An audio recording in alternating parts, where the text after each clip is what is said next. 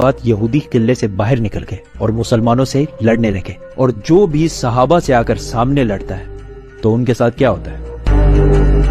3 قلعے فتح کرنے کے بعد چوتھا قلعہ بھی مسلمانوں نے اسی طرح آسانی سے فتح کر لیا، اور یہودی چوتھے قلعے کو بھی چھوڑ کر 5ویں اور آخری قلعے کی طرف چلے گئے۔ 5واں قلعہ فتح کرنا امپاسبل تھا کیونکہ یہ ایک پہاڑ کے اوپر بنا ہوا تھا، اور جو بھی اس کے پاس جاتا یہودی اس کو تیر مار مار کے بھگا دیتے۔ اسی لیے یہودیوں نے اپنے عورتوں اور بچوں کو بھی اسی قلعے میں رکھا تھا، اور یہودیوں کا سارا مال، گولڈ، سلور، ایوری تھنگ، سارا کچھ اسی قلعے میں پڑا ہوا تھا۔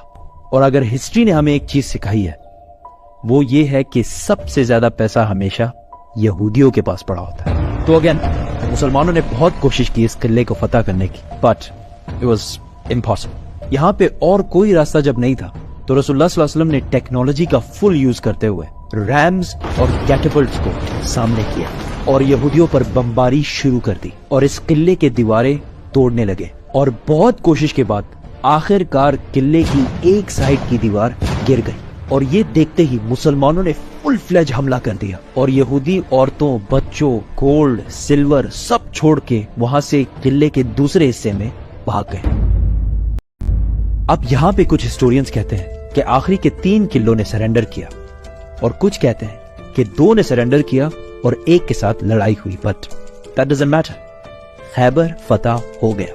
آخر یہودیوں نے سخت لڑائی کے بعد سرنڈر کر دیا، اور رسول اللہ صلی اللہ علیہ وسلم نے ان سب کو معاف کر دیا۔ لیکن خیبر میں جتنا بھی فوڈ اور فروٹس کی پروڈکشن ہوتی ہے اس کا ہاف مسلمانوں کو دینا ہوگا، جس پر یہودیوں نے خوشی سے ایگری کیا۔ خیبر سے مسلمانوں کو اتنا گولڈ اور اتنا پیسہ ملا کہ ایسا ہو کہ آج پاکستان میں اچانک تیل ڈسکور ہو جائے اور سارا کچھ بدل جائے۔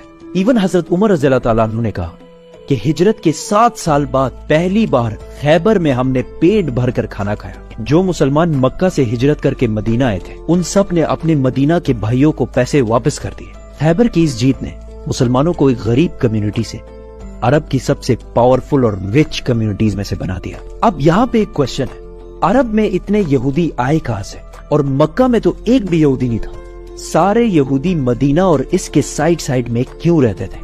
یہ 1000 سال پرانی کہانی ہے۔ سبسکرائب۔